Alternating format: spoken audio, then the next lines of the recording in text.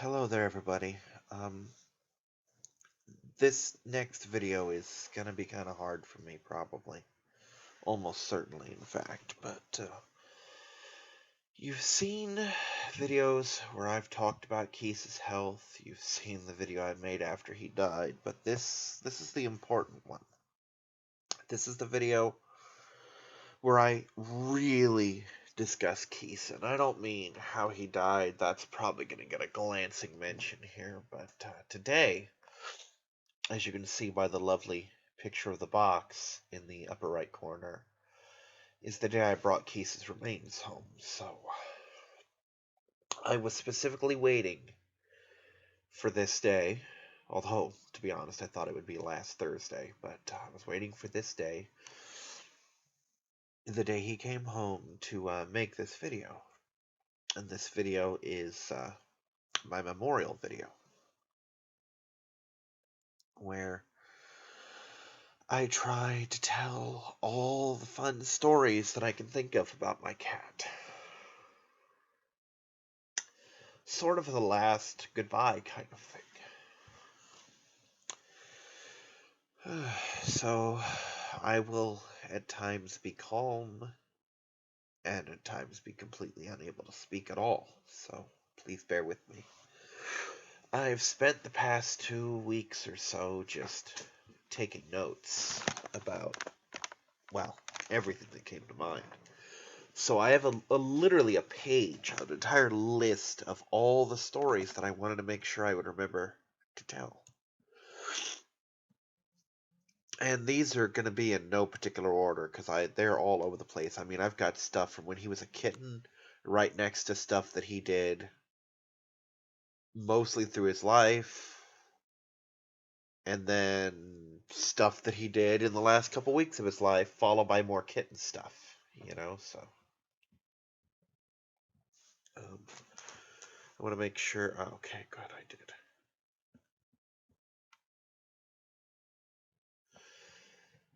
Anyway, let's start with the start. I think this is actually like the 20th thing on my list, but I'm gonna start with how I got him. Basically, anyone who knows me personally knows I have the worst luck with bikes. In the 10 years I used to live in the trailer park, I, without exaggeration, had to have gone through anywhere from 20 to 50 bikes. I've had bikes where they literally broke down a week after I got them. And I've had bikes of all sorts of different qualities. Brand new bikes bought from the store, refurbished bikes, used bikes, bikes that someone just found for me, all sorts of bikes. And I managed to wreck pretty much all of them, except the ones that got stolen. There was only 2 times that ever happened. Um, anyway, at the time, my sister fixed my bikes because I didn't know how. So I rode all the way up to her place with a bike that was, let's say, glitchy. It was giving me all sorts of trouble with the chain or something like that. Maybe the wheel was loose. Pain in the ass to get up there. Anyway, about a 15-20 minute ride, maybe a 45-minute walk at the time, or maybe it was a 45-minute ride and an hour-long walk. That part's not important. So I go up there to the park where she's staying, because she was in a trailer park too, just different than mine. And she fixes the bike for about 15-20 minutes. I start to ride home. This is before I had a cell phone, I think. But about halfway between her place and my place, the bike breaks again. And I'm pissed. I'm livid. I'm furious. And this is back when my mom both could walk and could drive and had a car. So I call up my mom. I'm like, oh, get her down here. She needs to fix this bike right this time. I didn't even get all the way home and it broke again, yada, yada, yada. So I wait there 15-20 minutes. They pull up in the car. And I think it was mom, but it might have been my sister because she was in the passenger seat. But one of them had this tiny, tiny little kitten. Little black kitten. And it was just the most adorable thing. And I'm like, oh, who's this kitten? They're like, oh, well, her neighbor had a cat that had kittens. It's not completely weaned, or maybe they said they'd been trying to wean them on ribs. But, oh, this is cute little female kitten that we had. I picked it out for you, and this kitten was tiny. She could fit in the palm of my hand. Literally, all four paws fit in the palm of my hand. And, and I'm like, oh, she's so cute. She's such a sweetie. And she was so scared and nervous because she's a baby, a kitten. Maybe 6 weeks old, maybe 8 at the absolute most. Not completely weaned, capable of eating wet food and dry food, but not quite there yet. And I'm like, oh, I'm going to call her Kisa. And the name Kisa came from this show on Animal Planet called Growing Up. And there was one in particular called Growing Up Lynx, where they had this Siberian lynx. And as a kitten, I think she was separated or something, or maybe her mother died, or whatever the thing was. They had to hand raise her, and they named her Kisa, which was Russian for kitty, as they said. You know, how accurate that is, I couldn't tell you, but that's what I was told. And the lynx Kisa went on to become an animal ambassador, which was unheard of for a Siberian lynx. But this lynx had this most playful and energetic and friendly personality. And I was hoping that by naming this little kitten Kisa, she would have the same personality. You'll note that I keep saying she, because we thought Kisa was a girl, which has led to my joke that all of my cats have been girls, including the boy. It wasn't until she was about 6 to 8 months old and finally started to grow nuts that we realized, well, this isn't a girl cat, this is a boy cat. And I'll get into that story later, but we brought her home, and this led to several fun moments where, for the first, I want to say 2 months of having her, the kitten was never unattended. Because she was so small, and because it had been a year since my previous cat, Riddles, died. Well, no. She died in January. We got Kisa in, I want to say, October. So it had been about 10 months. If I got her in September, it might have been 9 months. But either way, 9 to 10 months is a long time to go without a cat. So none of us had our cat reflexes, which was, oh, look down, there might be a cat there. The house certainly wasn't kitten-proofed. And I didn't want anything bad to happen to this kitten. So every time I would go to sleep, my mother or my grandmother, who was alive at the time, would have to watch her. And so this kitten was immensely socialized. There was literally never a point in her life when she didn't have human contact. And she used to love to climb backs and eat hair.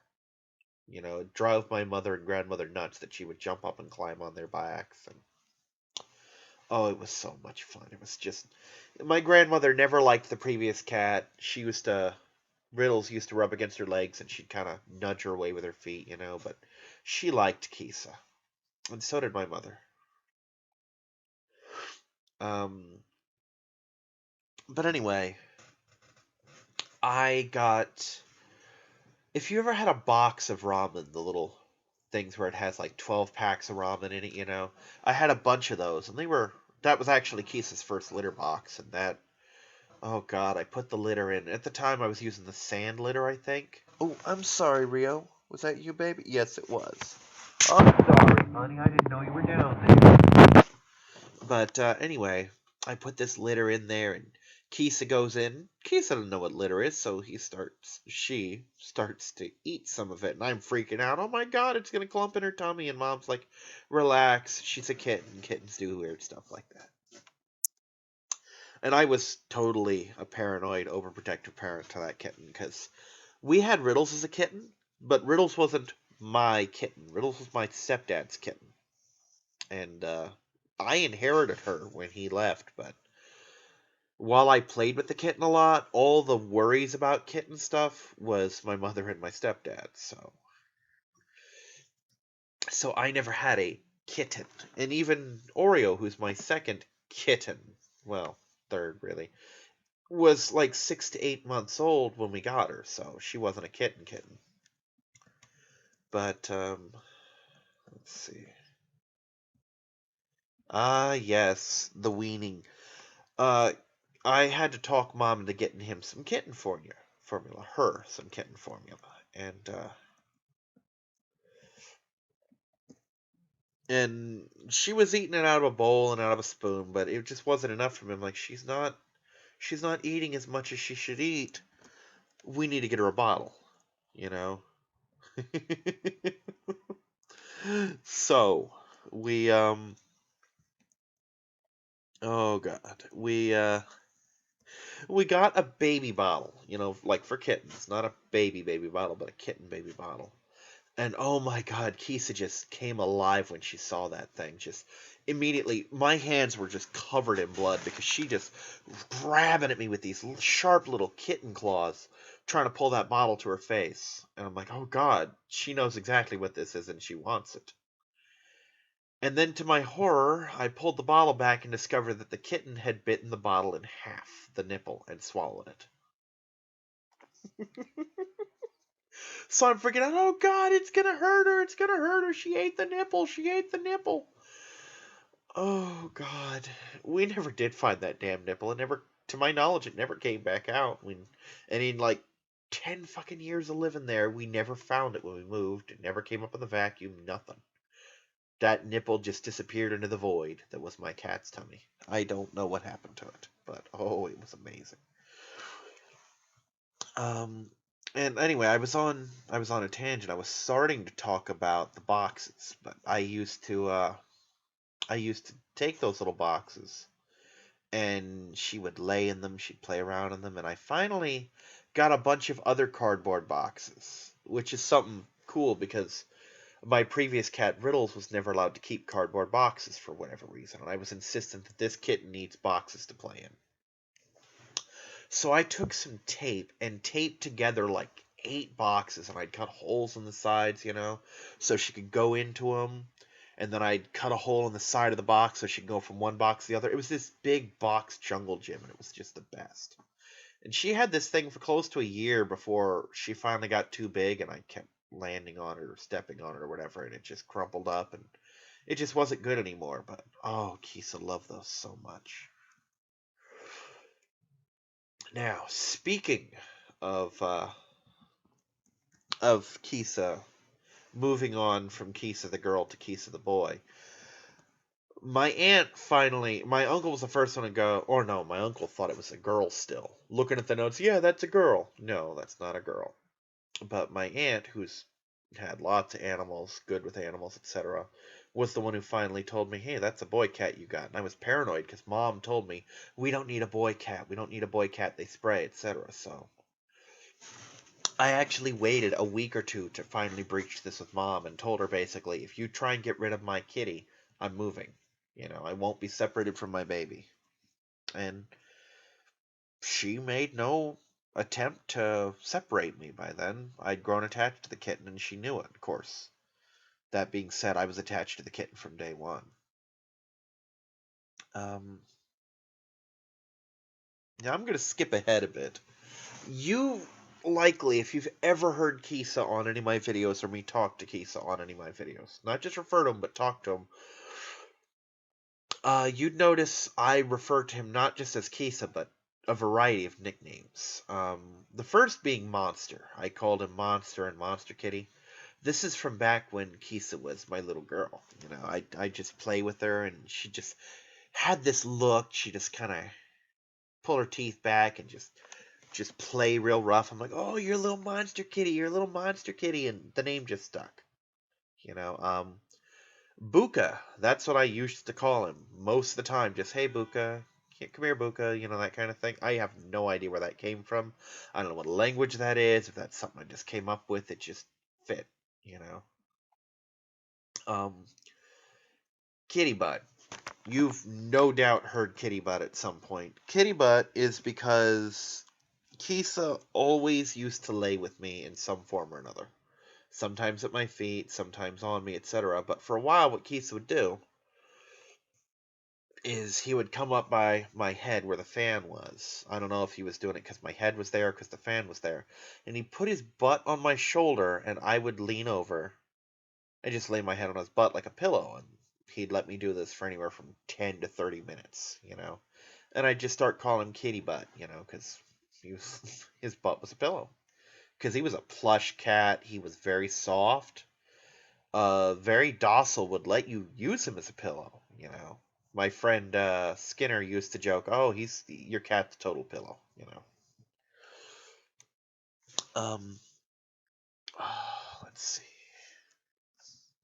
This one. This is one of my favorite stories. This is all about the reason Kisa wasn't allowed on the toilet anymore. When I first had him, he'd get up on the toilet when I'd pee, because cats do that. Willow has tried to do that. Rio likes to sit on the back of the toilet, but Kisa would get up on the bowl and walk around while I'm peeing, leading to this fun challenge of trying to pee around a kitten without soaking it with pee. Until one day, Kisa looked up and decided, oh, a dangly thing, I'm going to swat at that. Well, he missed, but from that moment on, he was not allowed on the toilet while I was peeing. He'd have to get on his own time. And given the fact that he chose to drink from the toilet, I want to point out that Kisa, Oreo, and Willow have all had access to water, and they still choose to drink from the toilet. That's their thing. Winkles is perfectly content to drink out of water, and I think Honey drinks out of just water, although I've heard she drank from the toilet. I don't know if I've ever caught her there, though. But oh yeah, going back to the stories about Kisa being supervised. One day I was particularly tired, I was about to pass out, but Kisa was still at that stage where I didn't leave her unattended, and I called my mom up on the phone. We had the intercom phone, so I had intercom room. I'm like, Mom, I really need to get some sleep. Can you watch Kisa for me? This is like 9 o'clock at night. It's like, oh, I'm about to go to sleep myself. I'm like, please, just give me an hour, give me 2 hours. Call me, wake me up, and I'll come back and get her. And she's like, okay, fine. I bring the cat in there. And she starts playing on the bed, because that's what she does. And I go to bed, and I wake up at 6 in the morning. Which you may notice is longer than an hour or two, because Mom never called to wake me up. And I get a call from Mom, or I go in there, and Mom's like, come get this cat, you son of a bitch, you told me an hour. I'm like, you were supposed to wake me up. It's like, I have been in here with this goddamn cat who will not rest for all this time, because Kisa had been just playing on the bed like crazy, and oh my god, Mom was pissed. Um, let's see, what's another good toy? Not toy. Uh, there was a thing on the list about cat toys. What's another good story? I'm trying to. Oh, this one. I'm trying to keep these mostly in chronological order, even though on the list they're not. One of Keith's favorite purchases as a kitten was to sit on top of the vacuum, which was just the upright, not like a hose one or anything. Although I think it had one, but she, I forget what she was at the time, probably she, would sit on the vacuum all the time. And then one day, he was around it when we had to vacuum, and this thing came alive, and the cat freaked out and never came near the vacuum again. It just gave this vacuum this look like, you betrayed me. How could you do such a thing? And as you can see, Kisa is just solid black in this picture. And granted, we got him around in October, so I started calling him Halloween Cat, because Kisa had this weird way of walking where Kisa would just arch his back up just like the Halloween cats and look at you. And my personal favorite is he'd run like that. He'd kind of hop sideways to you with his back arched, and it was so funny. I really wish he'd kept doing that, but he'd stopped at around 3 or 4 years old. But the little shit, one of the things he liked to do to me, and this was maybe when he was around 5 or 6 years old, is I'd be walking through the house, and he'd get around a blind corner and just come out and jump up and scare the crap out of me. And then he'd just take off running, like, oh, ha ha ha, I fooled the human. Then one day I saw him walking down, and I kind of crouched down, and when he came around the corner, I jumped up and went, ah! And he jumped and just took off. And like 30 seconds later, he walked over to me with this look like, what the hell's wrong with you? And his tail was puffed up to like 5 times its size. It went from being a normal cat tail to being a stick around in my freaking wrist. Oh my god. And I looked down at him and I swear, I think I said something like, yeah, how do you think I feel? You know? But Keith always loved to climb, and he always got in trouble for it because we didn't have anything for him to climb. So my mother and my sister got a hold of a carpet roll. You know, the little cardboard tubes that carpet comes around. Kind of like a, for those of you who don't know what it is, think a toilet paper roll, but stretching from floor to ceiling. You know? And big enough around that the average person can put their arm in there. You know, I mean, if you're like a bodybuilder, you obviously can't, but most people's arms would fit in there. Anyway, they covered it in carpet and hung it from the ceiling, thinking, oh, he could scratch this and he could climb it, you know, and he did. But every time he climbed it, we're like, oh, good boy, and he'd see us, and he'd suddenly look real guilty and immediately climb down just as quickly as he could. He's like, I'm sorry, I didn't mean to be up, I'm getting down. And I could never make him stay up there, and it always made me feel so sad. But it was a thing. Let's see. Another thing back when he was going through his particularly shitty phase is he would misbehave so much, and I'd have to pop him on the nose. Not like hard, just kind of tap kind of hard, you know, to let him know he's being corrected without actually hurting him. And sometimes he'd just keep it up, so I'd have to grab him by the scruff, pick him up, tap his nose, because he'd keep doing what he wasn't supposed to. And then I'd kind of lean in, and he'd pop me in the nose, and he'd have this look, this smug look of, yeah, how's it feel, bitch? Oh, God, I love that cat so much. Now, these stories need to be told in order. My aunt, the one who discovered Keith was a boy, had a Jack Russell female who had a litter of pups. And she'd brought them down here hoping to sell them / give them away, etc., you know? There were like 4 or 5 of them, and they were all in the kitchen. And Kisa hopped over the thing to get in the kitchen, and he was roughhousing with them and just having, oh god, all of the fun. I'd have to pull him off every now and then when I'd hear a yipe, because he was getting too rough, but oh, he loved dogs so much because they were the perfect size for him to tumble with, and they'd play back with him. Well, my niece, one of many, I'm not going to bother telling you who, had 2 dachshunds that she brought over one day. And Kisa saw the dachshunds like, oh, good dogs. And he tackled one of them. I think it was the male. Their names were Zoe, which was the girl, and Pepper, which was the male. And he tackled Pepper, and Pepper just yiped and jumped up into my niece's boyfriend's lap. And the dogs both just sat up there and cowered. Kisa looked at them and then turned around and walked over to me and went, meow, as if to say, what's with the imitation dogs? Why did you bring these here? I wanted real dogs to play with, you know? But I told you that story to tell you this story. Kisa eventually got so vicious and aggressive that because I debated getting him neutered or not, but at this point it was literally, he was unmanageable. It's like either I get him neutered or I have to get rid of him, and I couldn't bring myself to do that. But he was so mean. He would chase me through the house sometimes. Not all the time, but he'd just have spats of just raw violence and aggression where he would literally hunt me and just tear into my legs and shit, and I'd have to smack him and put him in his cage or something, you know? So my niece is like, well, we're taking Zoe and Pepper to get neutered, or spayed and neutered, so you bring Kisa along and we'll get him done too. And the whole ride up there, he's so scared, you know, because he doesn't like traveling at all. You put him in his cage, he's fine to literally be there all day, but you take him outside in that cage, he knows something's wrong. He knows he's going somewhere and he doesn't want to. So he's crying in the cage, and I take the top off the cage, because you can do that. And he's just kind of in my lap, you know, and he's crying and he's scared. And so Pepper hops up, puts his paws on my lap, and just licks Kisa like saying, it's okay, it's okay. Keep in mind, every other time, Zoe and Pepper are petrified of this cat. But they recognized that he was scared and jumped up to reassure him. Now, it's worth mentioning in this story, none of those three animals are alive anymore. Kisa died, obviously, a couple weeks ago. Pepper was hit by a car, and Zoe eventually had to be put down because she was so old and getting aggressive, and it was bad.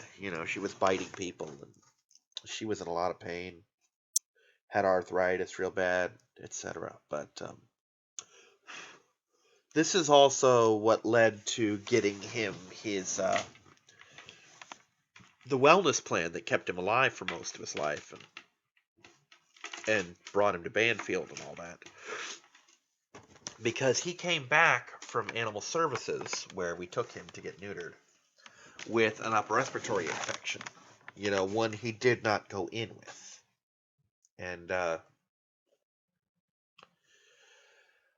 going to break away for a second to tell you that as a kitten, he had tended to have upset stomachs. Now that happens, but it happened a lot more with him than with other cats that I've seen. So he kind of always had a weak tummy, but he had this upper respiratory infection, and I could barely get him to eat, and I couldn't get him to drink at all. I mean, 3 days. 3 days I waited for this, trying to get him to drink, trying everything. Gave it to him in a bowl, in a spoon, on my finger. If I had eyedroppers, I could have force hydrated him, but I didn't. And if I'd known what I know now, which I found out like the week before Kisa died, you could go to Walgreens and just get a baby syringe. I'd have had that. But the third day, I finally thought, okay, he drinks out of the toilet. I'm going to hold him up so he doesn't fall in and finally get him to drink.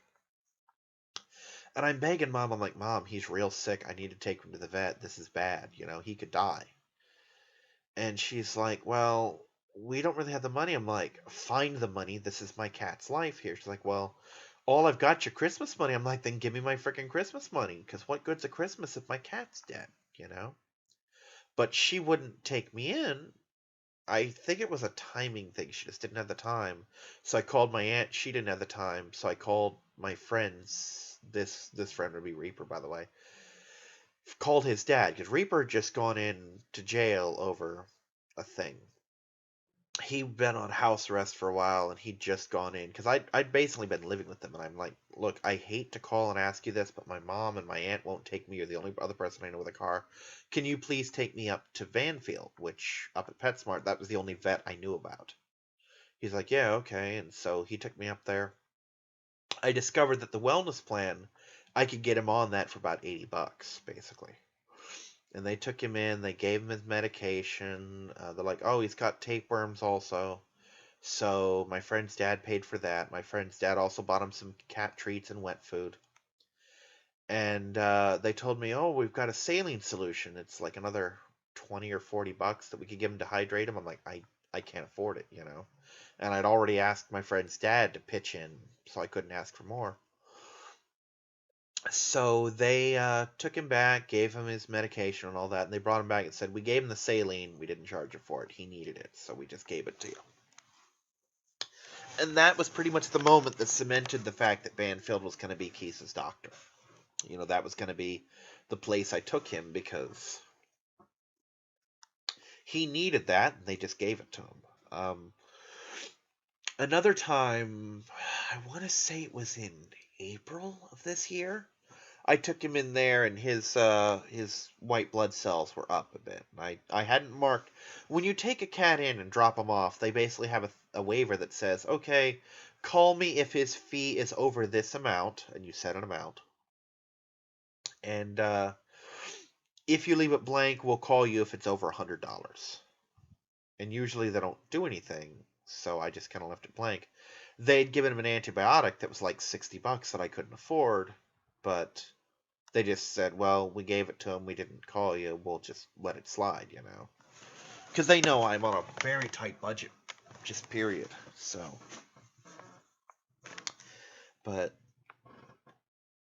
he came back from there, he got much better, and there was much rejoicing. And years later, he'd been in the wellness plan for a while now, a couple of years. So I was used to the fact that I could just take him in if I had to, which he only went in for unscheduled vet visits 3 times, really. One was the one I'm about to talk about, and two were the last two times he ever went to the vet, not counting when I took him in to get him cremated. But he had been real sick. He just kept hawking up everything. I couldn't figure out what's wrong with him. So I basically told him, look, I want to bring him in. They're like, okay, well, just bring him in. And then like, okay, what test do you want us to run? I'm like, everything that's free, because I have no money right now. Whatever I can get for free on the wellness plan, due to him. Like, well, we can give him the fecal exam. I'm like, give him the fecal exam. Well, he didn't he didn't take a dump, so they had to go in manually. So they took him in the back, because I was in the little exam room, where you go in with the vet. They took him in the back, and I'm sitting there waiting, and suddenly I hear. I just hear this poor cat yowling from the back when they went up his butt to get his poop. And they brought back the most violated cat you've ever seen in your life. At least until I took Oreo to the vet. Oh god. I know this is a Kisa thing, but I have to tell this. A week ago, I took Oreo into the vet because she'd been digging at her ears, and I'm thinking, oh, she's got an infection, or maybe she just needs some clean, or maybe she's got ear mites. And I just took them in to check her ears. So they get these cotton swabs, the really long ones that you get at the doctor, and they get in there and they're scraping because they got to get in deep. And her leg's just twitching because it's so, I don't know if it hurts or just feels weird, but she's kicking that leg, and then they flip her over and she kicks the other leg. And then they put the thermometer up her butt, and all that, and they check her teeth, they check her eyes, etc. When I finally let her in the cage, when they like, can I let her in the cage? Yeah, I open the cage.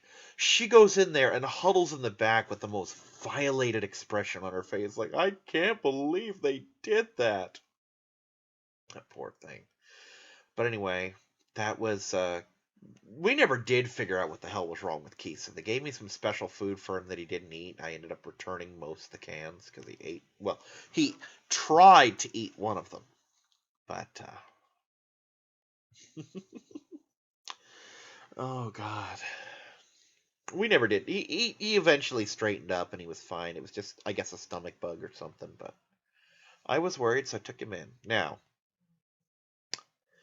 I mentioned that Kisa likes dogs. Well, now to tell the story about his two best friends. My friend, again, this is the guy I was the best man at the wedding for, had a dog named Blue, just big Catahoula. Think a Labrador with really weird speckles in his fur. Big, sweet dog. He had the personality of a golden retriever. He was just big and lovable, and he loved to have his butt scratched. But that's not important for this. Now, note, at this time, Kisa was still a tiny kitten, and this is a Labrador-sized dog. And this is the first time I ever heard him hiss, spit, or growl, and he did all three. Because there's this massive dog coming over, because my friend would bring him over sometimes. I'm like, is he good with cats? He's like, he should be fine. Blue never did anything to him, but eventually Kisa warmed up to the fact that there was a cat or a dog here. And hi Willow. And they didn't play, but Kisa stopped being afraid of him. But what really helped is my friend's girlfriend at the time, now his wife. One of her sister's dogs had puppies, and she eventually got it. And his name was Sammy, and they brought Sammy over, and Sammy was the perfect size and weight for Kisa. I think at the time, Sammy had a couple pounds on him. Now, if Kisa were alive, Sammy would be about twice his weight. But the two of them, just rough and tumble, roughhousing through the house, just wrestling, biting, etc. And we'd have to separate him every now and then. Like, Kisa would go, or he'd yipe, and then we'd separate him. And 2 minutes later, they're at it again. And, oh, God. I'm like, oh, can you bring Sammy over? Kisa loves him. For years, the two of them would play. And,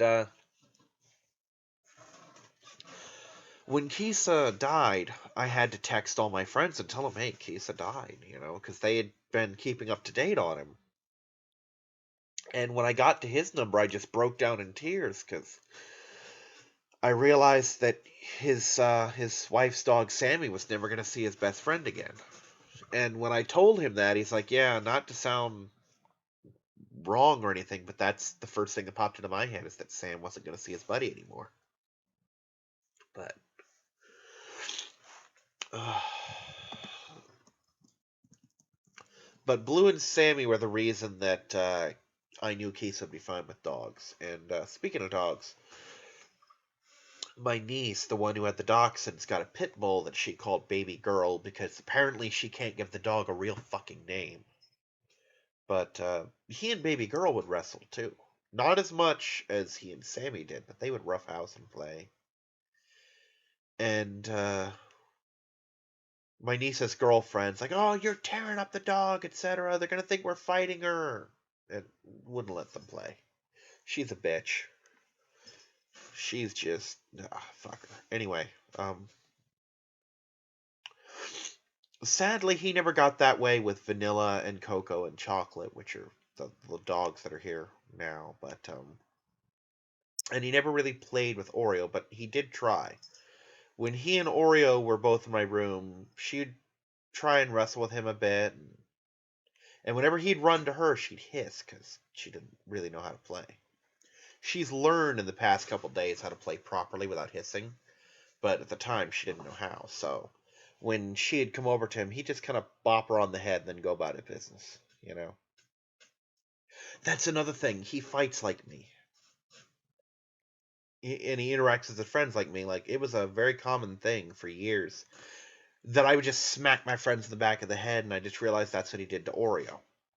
And he never saw me do this, because I did that back at the apartment that I lived in before we got him. So he never saw that. And back when I used to wrestle with my friends, I would wrestle on the ground because I do submission moves because I can't punch worth a damn and my kicks hurt too much, you know? So when he would play with Sammy, he'd flip onto his back so he could get all four of his paws in, you know?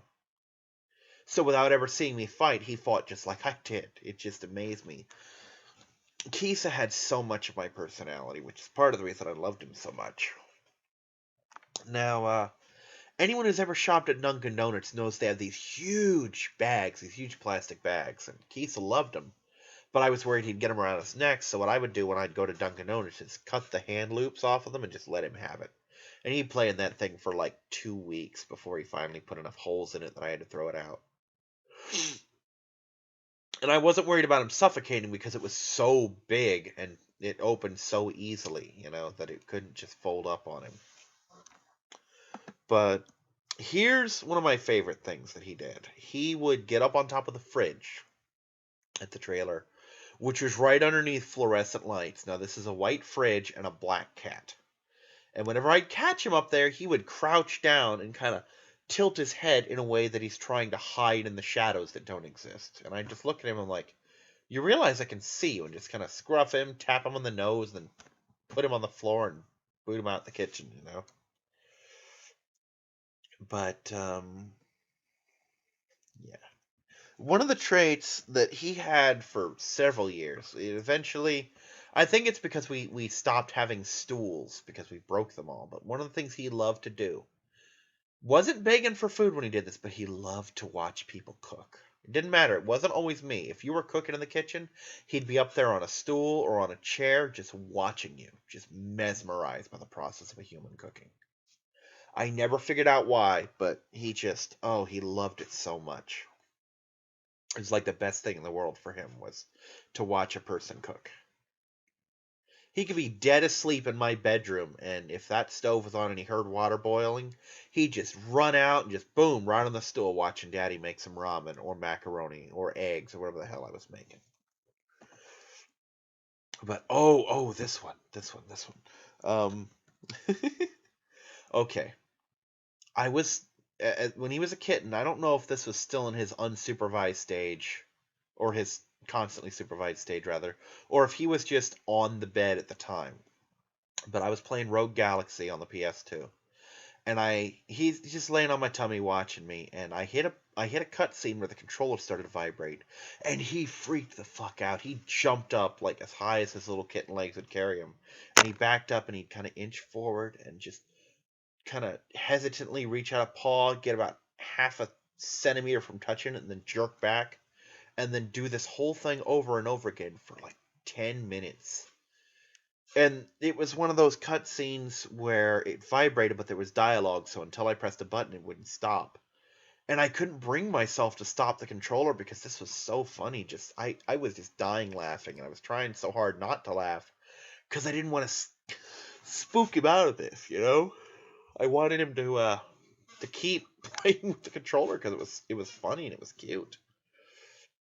And oh god, it was anywhere from 10 minutes to a half an hour, I swear. I know I'm bad with time, but it was a long time. It got so long that eventually the controller just stopped vibrating, you know? But anyway, one of the things I did for him is he used to get so paranoid when we would take him in his carrier. So I started buying his food.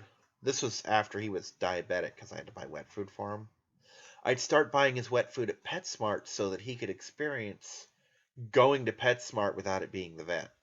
So I just, leash him up, which I'll get into that in a minute, and put him in the cart. And one day we we walked past some cat trees, and he just came alive. He's like, "Ooh, I want those." And he eventually got one for his birthday, like a year ago. Yeah, a year ago. It was last year. Which he didn't use as much. He would stay on the middle shelf, and Rio would get on the top shelf because he was too heavy. But he used the shit out of the scratching post on it. Anyway, leash training. Forever I would put a leash on him, and it took me a while to leash train him because when you leash train a cat, their first response is just lock their legs, do nothing. So you gotta let them drag the leash behind them so they're used to it, but you gotta follow them so they don't snag it on something and hang themselves. Well, when my mother lost the ability to walk, we didn't get her. Basically, I think it was hospice, because she was on hospice for a while because the doctor's like, yeah, she's just gonna die. Well, she'll be dead in 6 months, so we're gonna put her on hospice. Hospice got a hold of this volunteer church group, and they basically said, you guys pay for the wood, and they'll do all the work for free. They built her this beautiful wheelchair ramp, and I really miss having that. So I got in the habit of putting Kisa on his leash and just walking him up and down the ramp. Well, one day I decided I don't want him on a collar for this. I want to get him a harness. Oh god, he hated that harness, which is a shame because it looks so good on him. It was bright red. But the first time I put the harness on him, he just flopped. It's like I hit the off button. He literally just fell over, and he's like, "Fuck you, not moving." And he'd just not move, except maybe to angrily flick his tail or glare at me. He wouldn't move until I take the harness off. So I just take the harness off, and eventually I just left it on him for like a day, and I figured, okay, one of two things is going to happen. You're either going to sit there and starve, or you're going to get hungry enough to get up and eat. And after about a week of doing this to him, he eventually got used to the harness. And so I'd snap the harness on him, and we walk up and down the ramp. Sometimes he'd jump up on the top railings and walk the railings. Sometimes he'd just sit on the deck part of the ramp and just stare out at the birds or whatever, and he loved it. And I hated walking him in the winter because he'd stay out there all day if I fucking let him. But if I ever left him out there, either on his own or with someone, and went in the house and came back out, he was done. He's like, nope, daddy left, we're going inside. Because when he was still young, I want to say 1 to 2 years old, he got out, and I couldn't find him for 2 weeks. And by this point, he'd grown into his body. He was a pretty big cat, like, say, 10, 12 pounds, normal weight for a cat his size. And I got him back, and he was like 5, 6 pounds. He'd lost like 2/3 of his body weight. He was so scared, and he'd half starved. Which I think contributed to his overeating is the fact that he finally had access to food again and wasn't about to starve again. But for like 2 days, he wouldn't let me out of his sight because he was so scared because he missed daddy. So he had no desire to be out ever again. He'd wander out occasionally, but he didn't stay out. He never made me worry like that because he didn't want to be parted from me ever again. Because he'd had a taste of the stray life, and he much preferred being a pet. But let's see. There's the Halloween cat.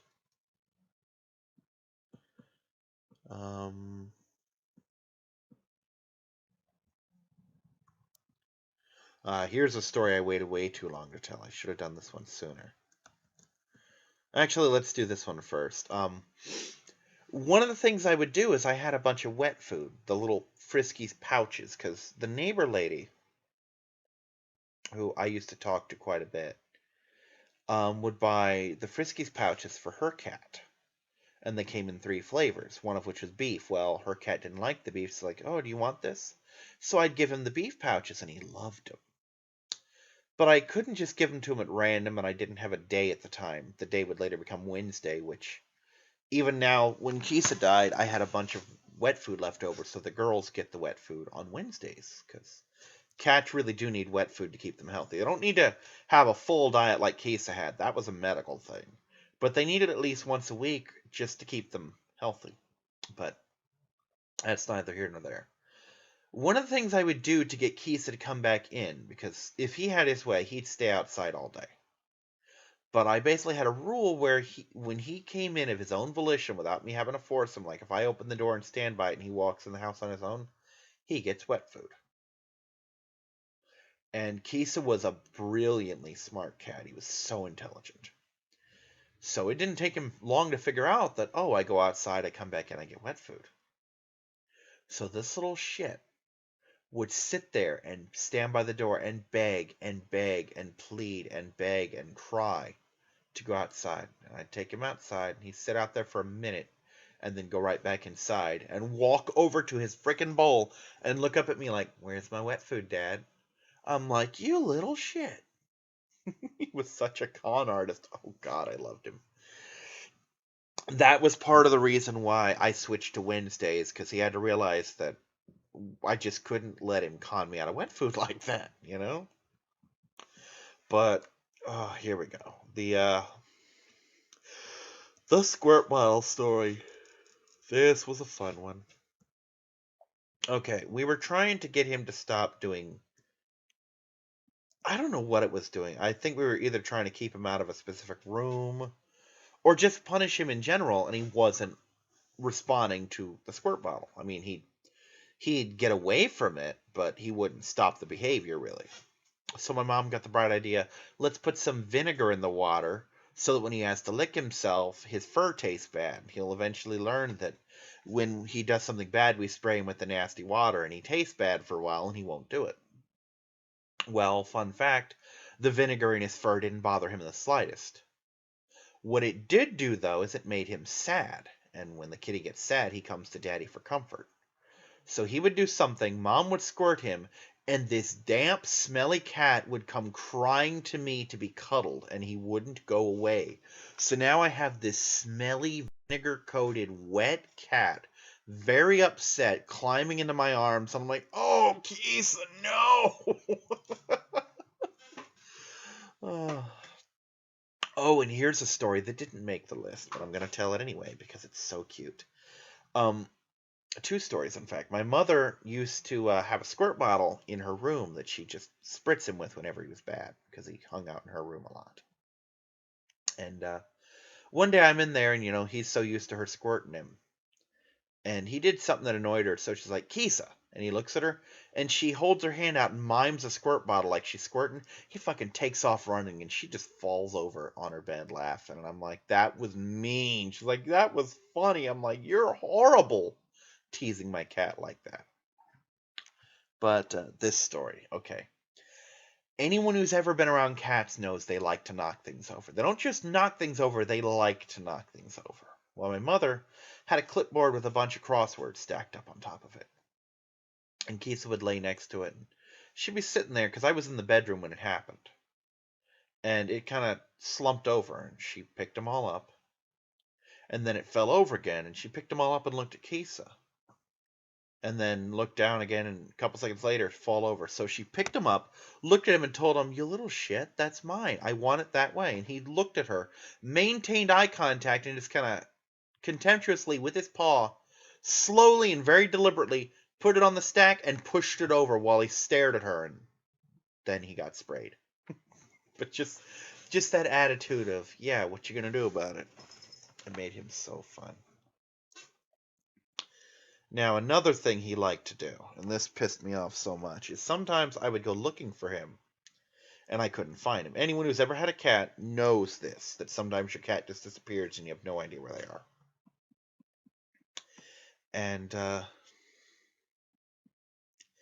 And well, he knows his name. This is important for the story. He knows his name. He comes when he's called.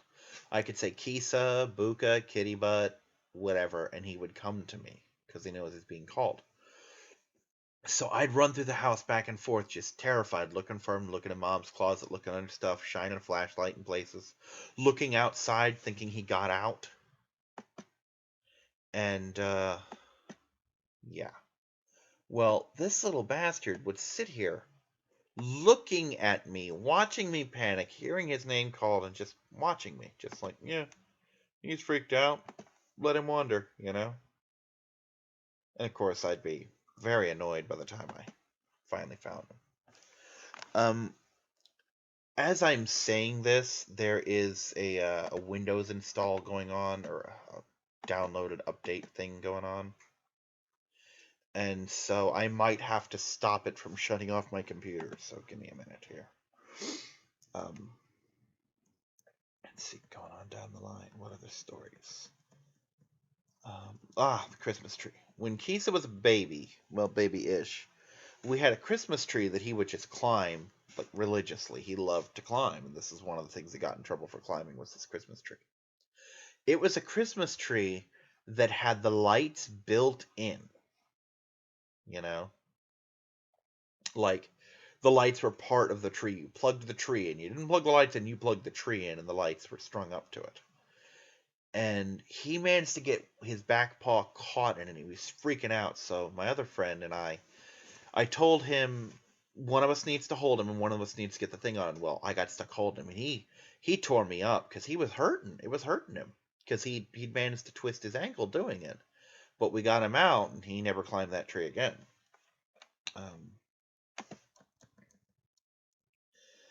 This is making me sad that I'm running out of stories here, because that means that this is almost over. We had an issue that forced us to go to a hotel for a couple days. I don't remember if I ever said why this happened, but I'm not going to do it here. If you know, that's fine. But I'm not going to talk about what it was, but it's something to do with the house. And we had to go to a hotel, and just Kisa had a lot of fun at the hotel. There's nothing particular here. It's just the fact that normally when we take him a new place, he's very scared, but he instantly took to that hotel. And he would, like, sleep under the bed or under my pillow or on the bed with me. But he had a lot of fun, and fortunately he didn't escape. But,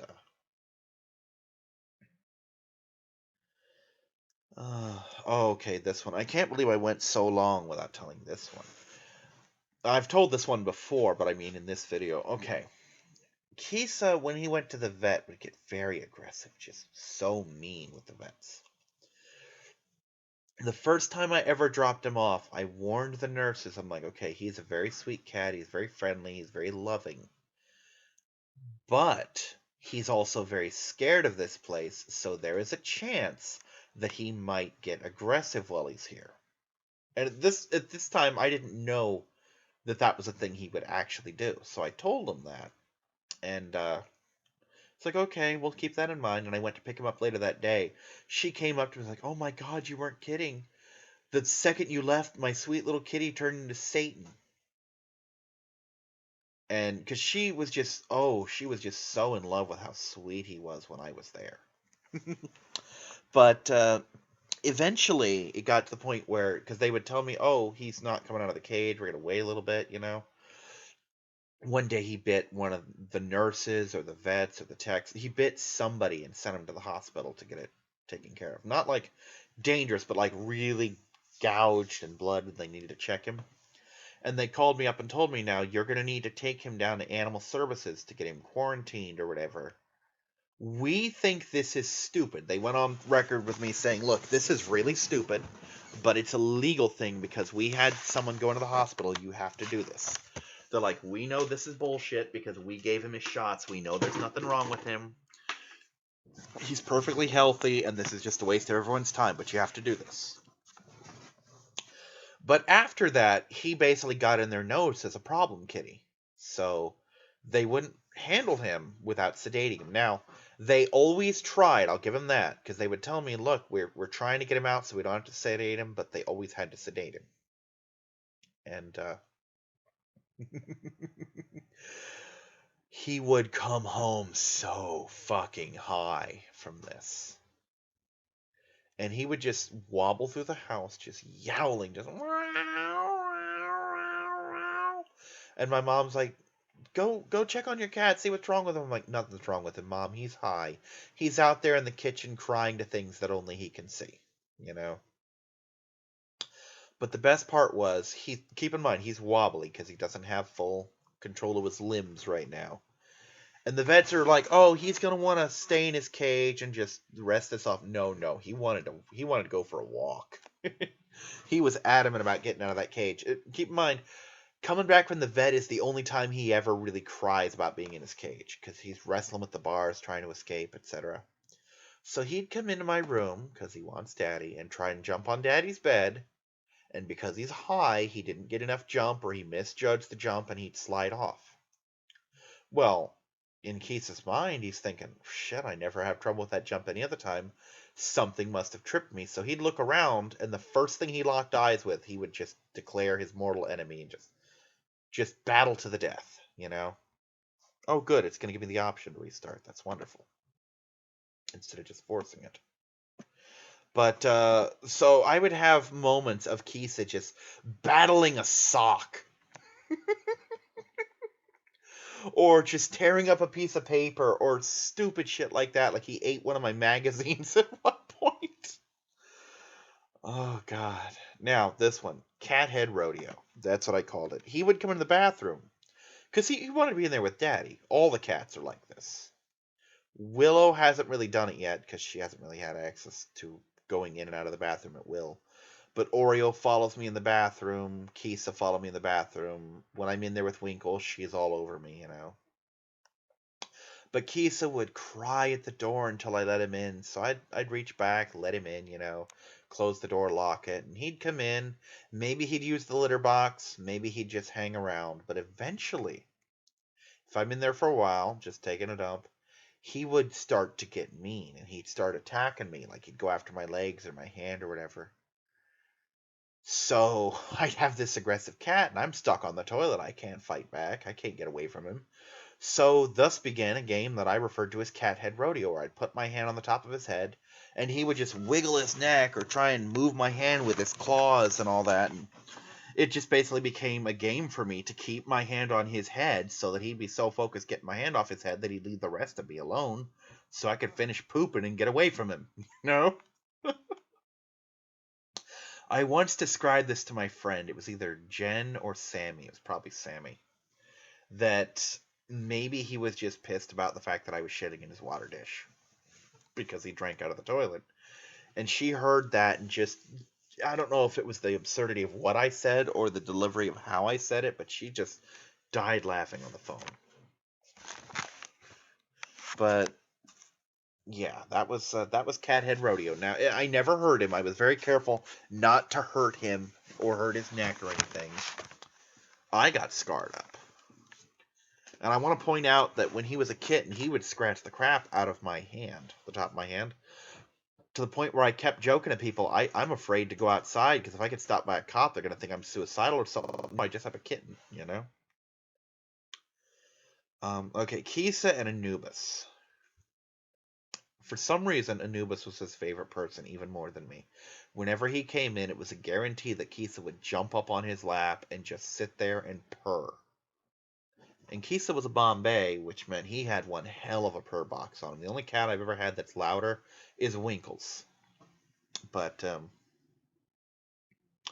yeah, Now, Anubis was not much of a cat person. He liked Kisa well enough, but he didn't exactly look forward to coming over and seeing Kisa. But Kisa really liked him, you know.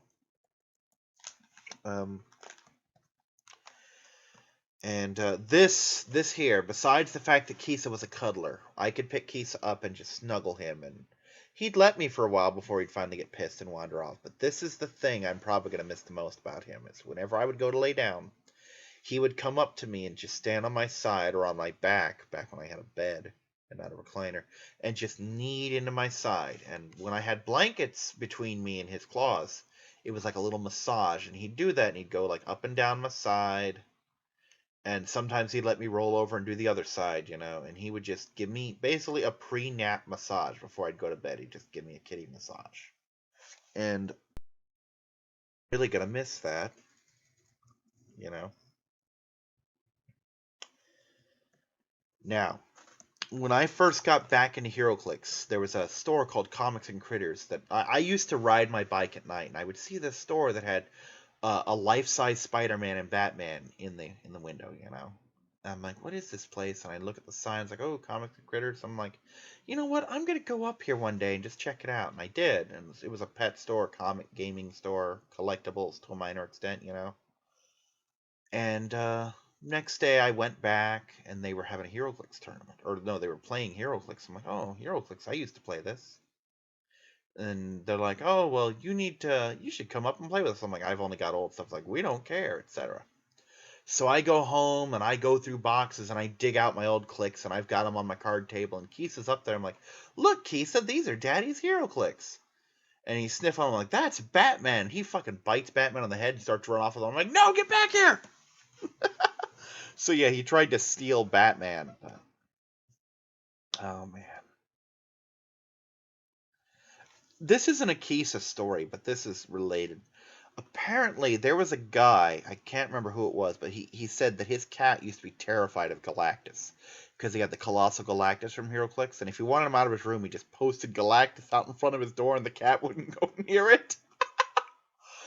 Oh, God. Um, no, speaking of HeroClix, because this is relevant, Skinner was over at my house, and we were at the dining room table, big glass table. He was with his back to the wall. I had my back to the couch. That's going to be important in a minute. And I'm leaned over playing HeroClix because it's my turn. And Keith is behind me going, meow, meow. I'm like, not right now, Keith. Daddy's busy. Because I think I was probably practicing for a tournament. Usually when Skinner came over to play, that's what I was doing. Or maybe he was living with me at the time and we were just playing. But Kisa decided now or later was too late. He wanted now. So he jumped up, 4 sets of claws on my back, and I just toppled over. Because I could either stand with a 14-pound cat digging his claws down my back, or I could lay down and relieve the pressure. I'm like, get him off me! So Skinner, laughing his ass off, did just that. He didn't exactly get the last laugh, because I think later on, or maybe it was before this, Kisa tried to kill him once. He was in his room, which was my craft room, laying on his stomach, doing something on his laptop, and Kisa was up on a top shelf, knocked a huge vase over on top of his head from, like, the top shelf. And it just, it just thumped off him. Give me a second here.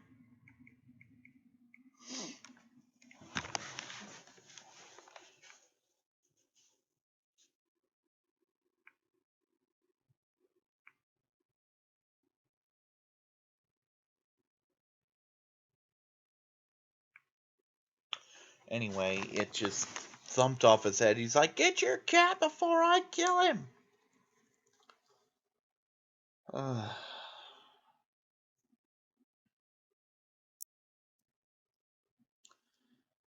This is kind of sad. I'm just about out of stories. I've only got a couple left. And that makes me sad, because I was really hoping that there'd be more stories than this. I'm also surprised that I'm not in my eyes are watery, but I'm not in absolute tears saying this. But it's a lot of fun to reminisce about him. It's sad because of why I'm reminiscing, but it's great that I can. There's only 2 more stories on here, really. And I'm going to do these in order. One was, for as long as he lived, 9 years, give or take, He'd never seen a squirrel until we moved into this new place in February of 2015.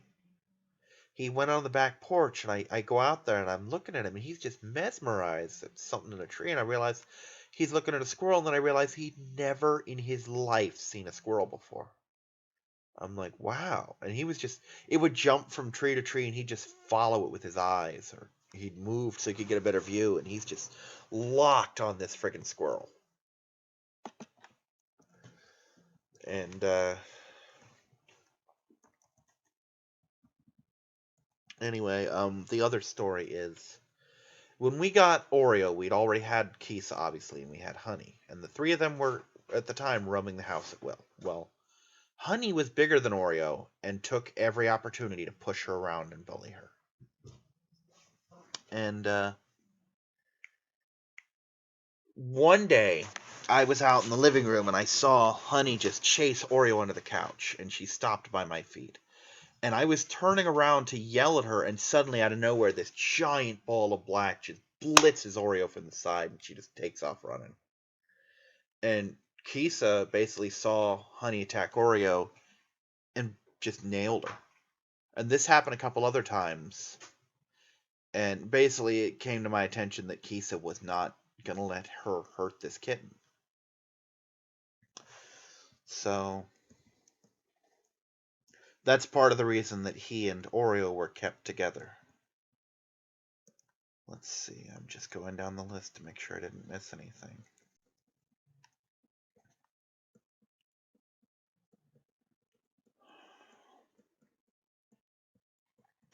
That's my entire list, such as it is. I'm going to sit here for a minute, try and think of any other great stories, but I think I covered most of them, because there's little shit. Anyone who's ever had a cat or a dog or any kind of pet for a long time knows there's lots of really good stories to tell, and you don't want to miss any of them.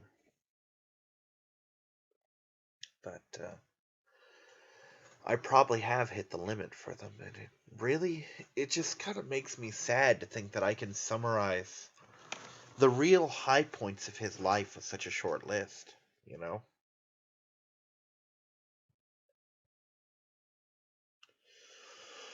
And of course, there is the little stuff that I'm leaving out, like the fact that he was always around, he always stayed with me.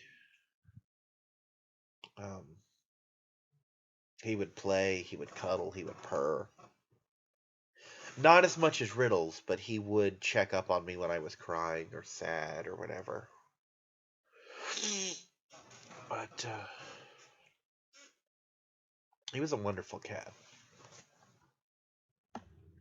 He had an aggressive streak to him that I think was left over. It was a lot of it I think was my fault, because I did play so rough with him, so he never learned how to really tone it down.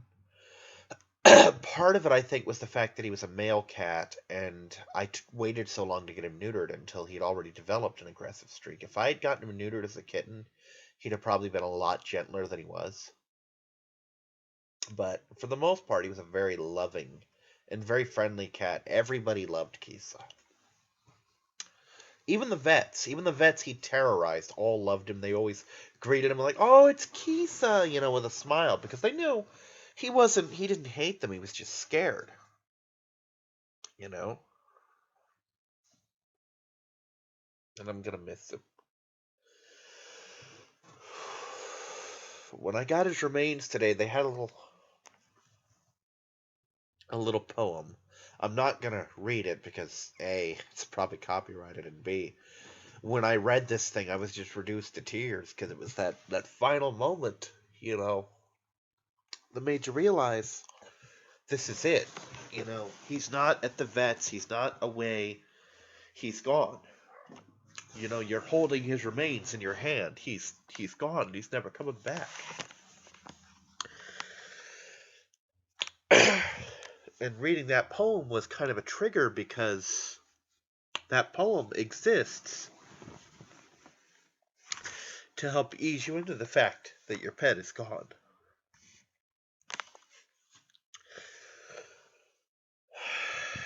But it is a lovely little poem. It's called The Rainbow Bridge. Anyone who's lost a pet has probably heard it.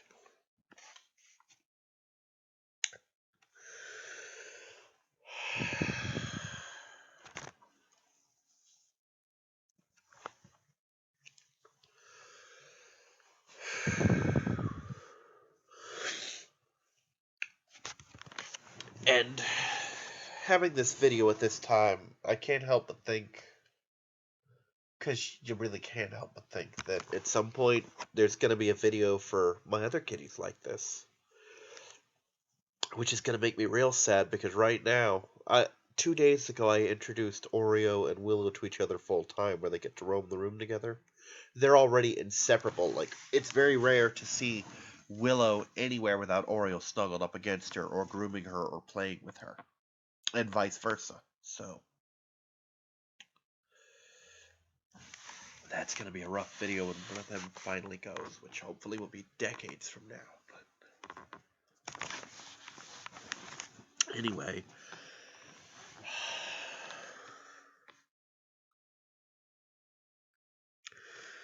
thank you for watching this video, which in the scheme of things isn't an important video, but it's my way of telling Kisa goodbye. You might hear an anecdote here or there talking about Kisa. He will definitely come up in Harvest Moon when I resume recording that because he's in it. And he'll absolutely come up in next year's This Week in Kyrix because he's in that too. But Kisa's stories will probably drop off quite a bit chronologically after this has been recorded, simply because this is my closure. This is, not to narrow this down, but this is supposed to be for Kisa what This Week in Kyrix was for the rest of my videos, where it's the chance to vent about the stuff that has nothing to do with what I'm recording. And in this case, it's my chance to finally close this part of my life.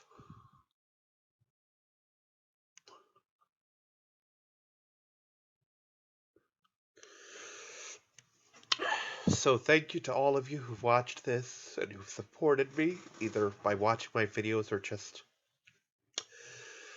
by commenting that, you know how I feel, that you've lost cats, dogs, whatever, too, And,